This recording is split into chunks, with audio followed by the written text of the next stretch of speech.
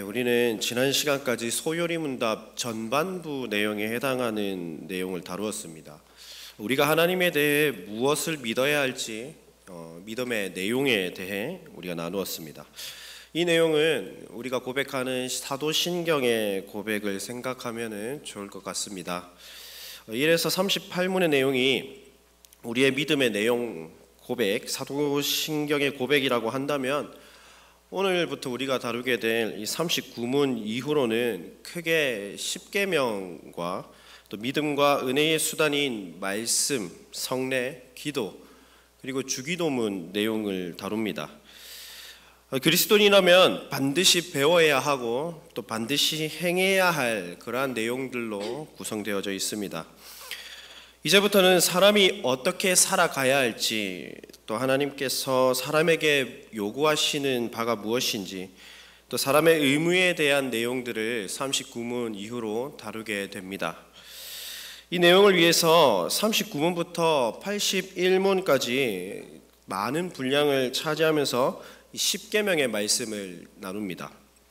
그 이후에 우리가 놓여진 처지는 어떠한 처지인지, 또 믿음이 무엇인지, 은혜의 수단인 말씀과 성례는 무엇인지 그렇게 다룬 후에 99문 이후로는 은혜의 수단 기도를 설명하고 마지막으로 주기도문의 내용을 다루고 마무리를 짓습니다.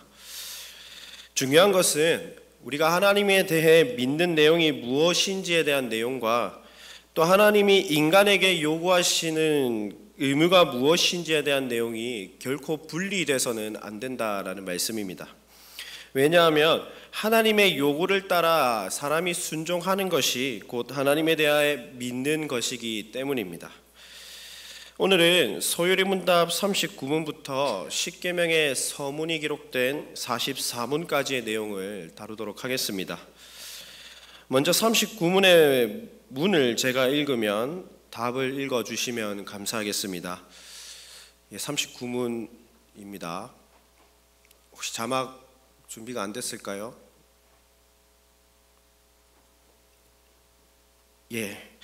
책 가지신 분들은 책을 읽어주시면 되겠습니다. 제가 문을 읽겠습니다. 하나님께서 사람에게 요구하시는 본분이 무엇입니까? 나타내 보이신 뜻에 순종하는 것입니다. 우리가 방금 읽었듯이 39문의 내용은요, 하나님께서 사람에게 요구하시는 본분에 대해서 설명을 합니다. 하나님이 사람에게 요구하시는 본분이 39문의 답에서는 무엇이라고 설명하고 있습니까? 그분이 나타내 보이신 뜻에 순종하는 것이다 라고 39문은 답을 하고 있습니다. 그런데 그 나타내신 뜻이 무엇인지 알아야 순종할 수가 있습니다. 그 내용이 40문에 기록되어져 있습니다. 우리 40문의 답도 저와 같이 한번 읽어보도록 하겠습니다. 40문의 답입니다. 사람이 마땅히 순종할 규칙으로 하나님께서 처음 나타내 보이신 것은 도덕의 법칙입니다. 소요리문답은 하나님의 형상을 따라 창조된 모든 사람이 순종해야 할 규칙으로서 도덕의 법칙, 즉 도덕법을 제시합니다. 십계명을 시작하기에 앞서서 도덕법을 순종의 규칙으로서 알려주신 것은 하나님이 우리와 결코 동떨어진, 그래서 마치 고대의 여러 신들처럼 멀리 떨어진 존재가 아님을 알려줍니다. 그리고 하나님께서 친히 그분의 뜻을 사람에게 나타내 보이셨다라는 것을 알려줍니다. 하나님은 죄인된 인간들에게 먼저 찾아오셔서 말씀하셨습니다. 그리고 율법을 주시고 자신의 뜻을 친히 나타내 보이셨습니다. 그 뜻은 소요리문답 제2문의 답처럼 우리의 신앙의 준칙이 되는 이 도덕법의 설명서와 같은 이 성경에 기록이 되어져 있습니다. 그리고 그 성경 속에 하나님에 대해 우리가 무엇을 믿을지에 대한 내용뿐 아니라 하나님께 대한 인간의 모든 의무사항도 밝혀지고 있습니다. 이처럼 하나님의 뜻은 인간이 평생 쫓아 살아가야 할 규범임과 동시에 하나님의 뜻은 먼저 도덕법을 통해서 인간에게 계시되었습니다. 다시 말하면요, 도덕법은 하나님의 뜻이 선언된 것입니다. 그리고 소요리 문답은 우리의 전인격이 순종의 규칙으로 주어진 도덕법에 나타난 이 하나님의 뜻에 순종하도록 지음받은 존재임을 말하고 있습니다. 따라서 이 도덕법이 지닌 성격은 영원하고 불변하지 않으시는 하나님의 뜻이 담겨져 있기 때문에 모든 사람이 지켜야 할 포괄적이고 세상 끝날까지 이 도덕법은 변하지 않습니다. 따라서 지금도 변함없이 우리에게 이 도덕법을 통해 계시된 하나님의 뜻에 순종하는 것이 요구되어지고 있습니다. 그러나 한 가지 의문이 있습니다. 믿는 성도만 잘 지키면 되지, 굳이 이 도덕법 불신자들에게는 필요 없는 내용이 아닌가요? 하는 질문을 할지도 모르겠습니다. 그런데 우리가 한 가지 중요하게 생각해야 하는 것은 인간은 타락 이후에 그 누구도 도덕법에 의해서 의와 생명을 얻을 수가 없고 이룰 수도 없습니다. 그래도 이 도덕법을 지키는 것은 모든 사람에게 굉장히 중요합니다. 왜냐하면 도덕법이 죄를 드러내어 정죄하기 때문입니다. 도덕법은 사람에게 주어진 순종의 규칙으로서 하나님의 뜻을 나타내는 것이라 말씀드렸습니다. 그렇다면 그 뜻에는 하나님이 누구신지 알려주고 또 동시에 하나님의 형상을 따라 창조된 사람이 마땅히 하나님의 뜻과 공의로우심에 연합하여 동참하기 위해 순종해야 할 의무를 알려주고 있습니다. 도덕법이 단순히 정죄하는 목적 외에도 그리스도와 영원한 연합을 위해 안내하는 내비게이션의 역할도 같이 하고 있다는 말씀입니다. 이처럼 도덕법의 포괄적인 개념으로 율법과의 관계도 이 종교개혁가들은 무시하지 않았습니다. 종교개혁가 중에 칼빈이라고 하는 분은 기독교 강요 1권에서 이 내용을 다루고 있습니다. 특별히 율법의 세 가지 용도라는 용어를 사용하면서 다루고 있습니다. 그 내용은 이렇습니다. 첫 번째는 율법의 제1용도로서 신학적이고 교육적인 용도입니다. 율법은 사람이 범법함으로 인하여 주어졌습니다. 다시 말하면 율법은 죄를 깨닫는 역할을 합니다. 갈라디아서 3장 24절의 말씀처럼 율법이 죄인임을 깨닫게 하고 그래서 회개를 촉구하고 그리스도의 은혜의 복음 앞에 나아가는 초등 교사의 역할을 한다라는 것입니다. 이는 구약 시대뿐만 아니라 신약 시대를 살아가고 있는 우리에게도 역시 동일하게 주어져서 나의 죄를 돌아보게 하는 그러한 역할을 하게 합니다. 또한 스스로 자신의 죄를 어떻게 할 수 없는 비참한 존재라는 것도 깨닫게 합니다. 그래서 거울과 같은 역할을 합니다. 자신의 비참함을 바라보게 하고 더욱이 우리의 믿음의 눈을 구주 예수 그리스도께로 돌리는 그런 안내자 역할을 하게 됩니다. 반대로 불신자들에게는 죄의 자리에 내버려 두어서 심판, 저주 아래에 있게 하는 역할을 하게 합니다.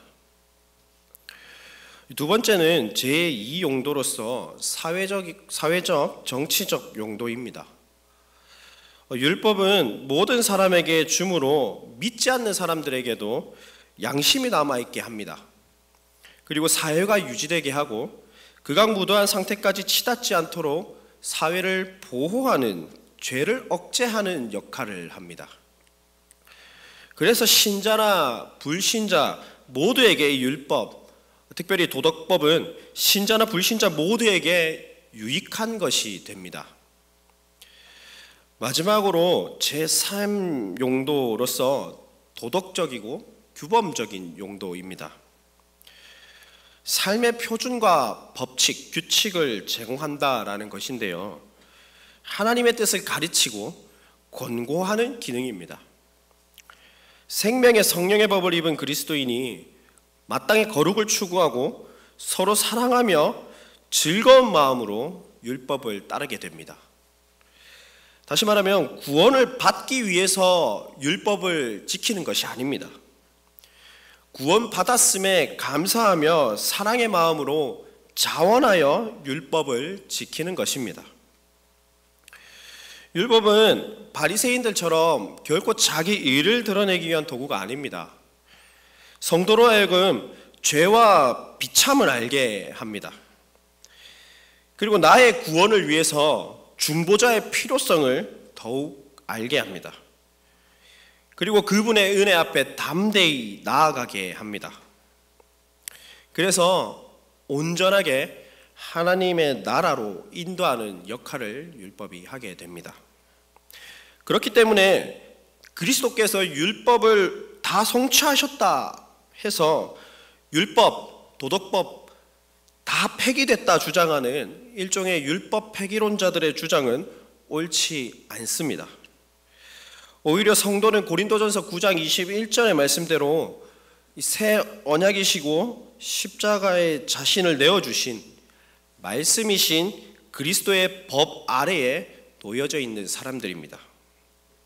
예수님께서도 율법을 폐하러 온 줄 생각하지 말라 하셨습니다.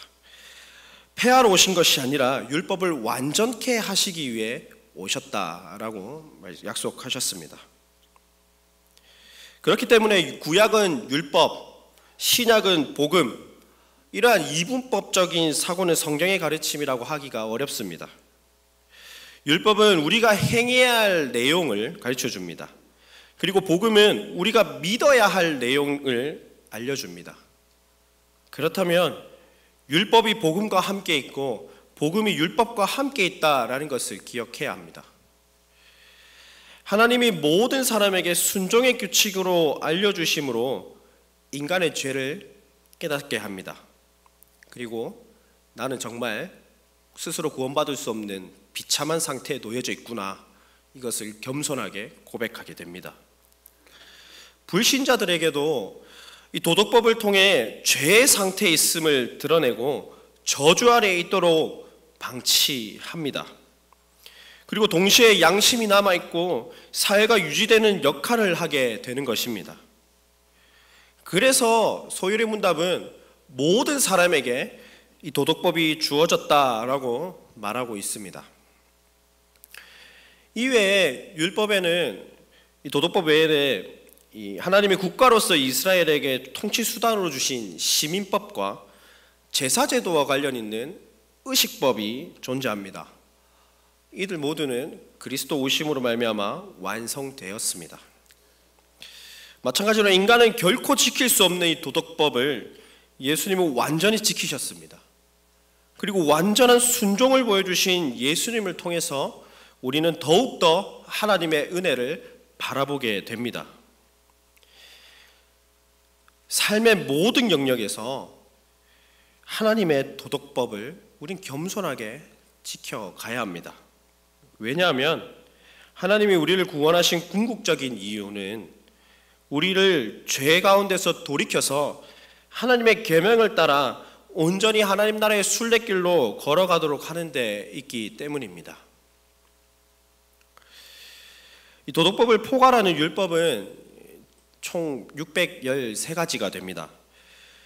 그 중에 하라는 긍정의 율법이 248개, 하지 말라는 부정의 율법이 365개입니다. 이걸 다 외우라고 하면 저는 못 외울 것 같습니다.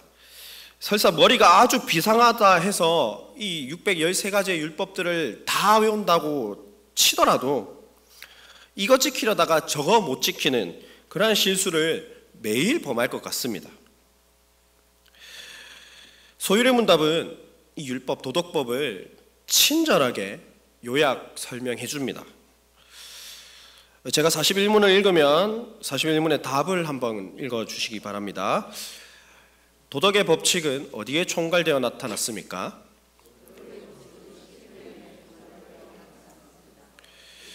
39문에서 하나님께서 그분이 나타내신 뜻에 순종하실 것을 요구했습니다. 그리고 그 순종의 규칙으로서 도덕법을 주셨습니다. 그리고 그 도덕법은 온 인류를 향한 하나님의 뜻을 밝힌 것이다 말씀을 드렸습니다. 그리고 소요리문답 41문은 도덕법이 어디에 요약되어 있냐, 총괄되어 있냐 물어보는데 그것이 십계명에 요약되어 있다라고 선언합니다. 사랑하는 성도 여러분, 이 십계명이 도덕법의 핵심입니다. 이 내용은 신구약 성경 전반에 걸쳐서 기록되고 있습니다. 구약 시대에 모세에게 시내산에서 언약을 맺으시고 돌판에 십계명을 써서 주셨습니다. 그렇다면 이 십계명이 가지고 있는 내용은 무엇입니까?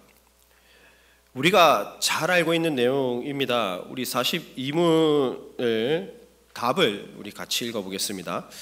42문의 답입니다. 같이 읽겠습니다. 시작.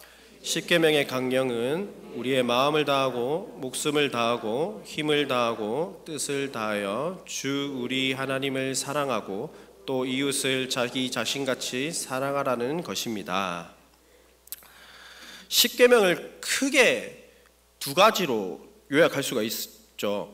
1에서 4계명은 하나님께 대한 의무 계명이고 5에서 10계명은 사람에 대한 의무 계명입니다. 예수님께서도 이 10가지 의무 계명을 언급하십니다. 마태복음 22장 37절 이하로 이 10가지 계명을 요약하시죠. 어떤 내용입니까? 하나님 사랑, 이웃 사랑. 다시 말하면 사랑입니다. 10계명은 한마디로 요약하면 사랑입니다. 도덕법에서 시작한 이 10계명의 시작이 사랑이라는 단어로 출발을 하고 있습니다. 마지막으로 이 도덕법의 요약인 10계명의 서문, 이 서문의 내용을 다루도록 하겠습니다. 우리 성경 한 구절 한번 찾아보길 원합니다. 출애굽기 20장입니다.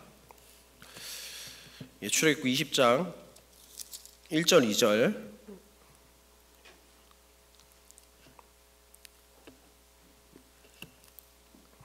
출애굽기 20장 1절 2절 우리 한 목소리로 같이 읽어보도록 하겠습니다. 시작. 하나님이 이 모든 말씀으로 말씀하여 이르시되 나는 너를 애굽 땅 종되었던 집에서 인도하여 낸 내 하나님 여호와니라. 아멘. 소유리문답 43문의 내용과 동일합니다. 소유리문답 43문은 십계명의 서문이 어떤 내용인지 답을 합니다. 그리고 44문에서는 십계명의 서문이 가르치는 것이 무엇인지에 대해서 소개합니다. 십계명의 서문은 계명을 주신 분이 하나님이시다라는 것을 먼저 밝힙니다. 하나님은 약속을 맺으시고 약속을 반드시 지키시는 분입니다. 또한 하나님이 모든 말씀으로 말씀하시고 그 하나님이 너의 하나님이라는 말을 통해 태초 전부터 스스로 있는 자로서 다른 신들과는 비교할 수 없는 참되시고 전능하신 분임을 드러냅니다. 동시에 이 십계명이 유대 이스라엘 백성들에게만 국한되어 주어진 것이 아니라 모든 사람들을 향한 거룩한 명령임을 알려줍니다.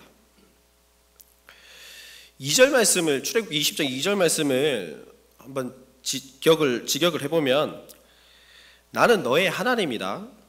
애굽의 땅에서 종되었던 집에서 인도하여 내었다. 이렇게 직역을 해볼 수가 있습니다. 결국은 나는 너의 하나님이다. 이러한 말 속에 그 누구의 영향도 받지 않으시는 하나님의 절대 주권과 하나님의 기쁘신 뜻 안에서 언약의 자비를 백성들에게 베푸신다라는 내용을 나타내고 있습니다. 하나님이 주신 이 도덕법의 요약이라는 것을 통해 알 수 있듯이 이 십계명은 온 인류가 마땅히 순종해야 할 하나님의 거룩한 뜻이 담긴 내용입니다.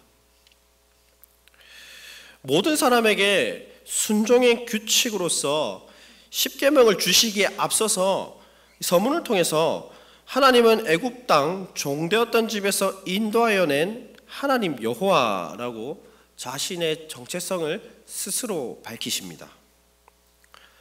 애굽에 종살이 하던 이스라엘 백성들을 하나님이 친히 끌어내셨습니다. 그리고 친백성 삼으셨습니다. 그리고 그들을 건져내신 하나님이 나의 하나님이 되신다라는 것을 보여주고 있습니다.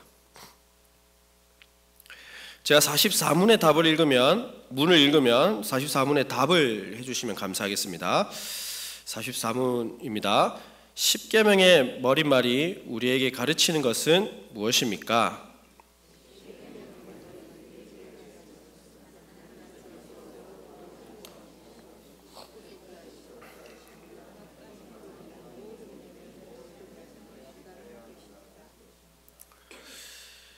십계명이 언제 시점에 주어졌는지도 우리가 잘 알아야 합니다.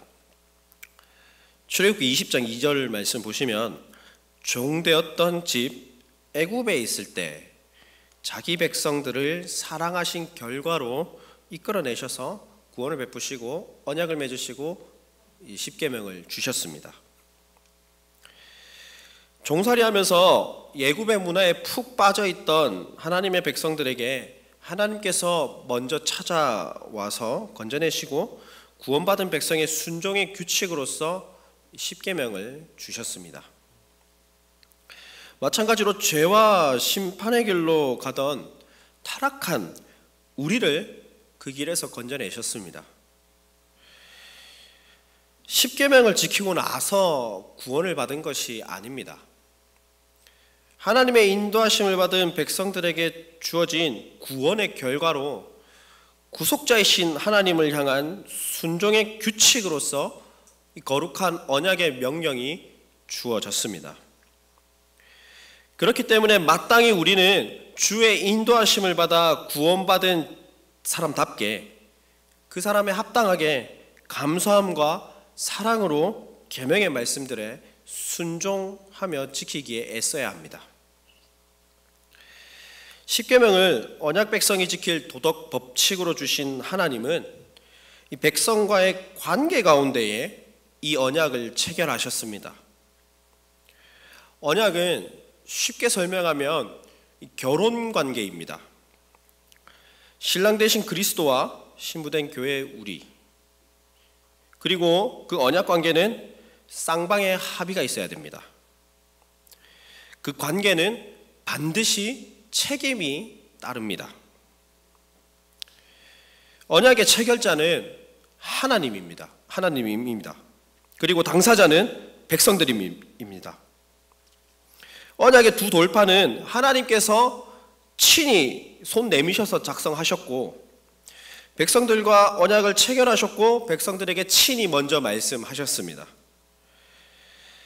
그래서 이 십계명은 언약의 체결자이신 하나님께서 직접 백성들과 맺으신 것이고 백성들에게 친히 써서 주신 것이기 때문에 모든 사람이 지켜야 할 법입니다. 십계명의 서문은 우리에게 십계명이 언약 백성들의 삶의 규범임을 알려주고 마땅히 구원받은 자로서 그 은혜에 감사로 계명을 지켜야 함을 알려줍니다. 우리가 함께 읽었던 요한 1서의 말씀처럼 하나님의 사랑, 구원의 토대를 두고 있기 때문에 계명을 지키는 것은 성도의 의무임과 동시에 성도의 특권입니다. 사랑하는 성도 여러분, 하나님께서 먼저 백성들을 구원하시고 십계명을 주셨습니다. 그들이 구원을 받기 위해 그 수단으로 하나님께서 그들에게 순종을 요구하신 것이 결코 아닙니다. 오히려 구원을 받았기 때문에 그들을 종되었던 집에서 건져내신 하나님께 감사함을 가지고 순종하기를 바라셨습니다. 마찬가지로 우리의 죄를 담당하시고 구원을 위하여 그리스도께서 하나님의 모든 계명에 순종하시고 완벽하게 그것을 다 이루어 가셨습니다. 그렇기 때문에 그리스도의 순종의 피로 산 우리 역시 하나님의 말씀, 계명들에 순종하기 위해서 날마다 발버둥 쳐야 합니다. 하나님은 십계명의 서문을 통해서 하나님의 백성으로서 부름받은 우리에게 영원한 언약을 보증하고 있습니다. 애굽 땅에서 여전히 종살이하는 주의 백성들을 지금 이 순간도 구원의 손길을 내미셔서 구원을 베푸시고 있습니다. 애굽의 종되었던 집에서의 해방은 타락의 상태에서 건져내시는 언약의 성취를 뜻합니다. 그리고 예수님을 통한 구원을 미리 보여주는 그림자의 역할을 합니다.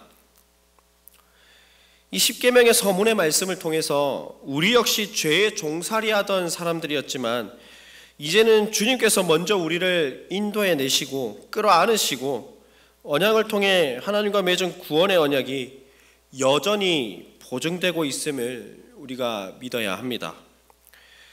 우리가 추후에 조금 더 알아보겠지만 십계명의 조항들에 나타난 언약이 우리가 모여 하나님께 드리는 예배의 현장 가운데에 나타납니다. 그래서 율법의 제정자이신 하나님이 영과 진리로 예배하는 이 예배의 자리에 임재하십니다. 그리고 언약의 당사자인 우리와 만나 교제하시고 우리와 맺은 언약을 영원토록 끊어내시지 않고 예배 가운데에 갱신해 나가심을 믿으시기 바랍니다. 말씀했습니다. 하나님이 멸망의 길로 가던 우리를 인도해 내셨습니다. 도덕법으로 시작하여 십계명으로 연결된 이 소요리 문답을 통해 우리가 이 십계명을 지켜야 구원을 받는 것이 결코 아님을 기억하시기를 바랍니다. 하나님께서 죄 가운데 있던 백성들을 먼저 사랑하셔서 종살이하던 곳에서 건져내셨고 순종의 규칙으로서 구원받은 사람들이 마땅히 지켜 행해야 할 규칙으로서 십계명을 주셨음을 기억하길 바랍니다. 이제 구원받은 언약의 백성답게 하나님의 사랑을 더 기억하면서 하나님을 더욱 뜨겁게 사랑하고 이웃을 더 사랑하는 차원에서 우리에게 주어진 것임을 믿음으로 우리에게 밝히 보이신 하나님의 뜻에 순종하는 저와 여러분 되시기를 주님의 이름으로 축복합니다.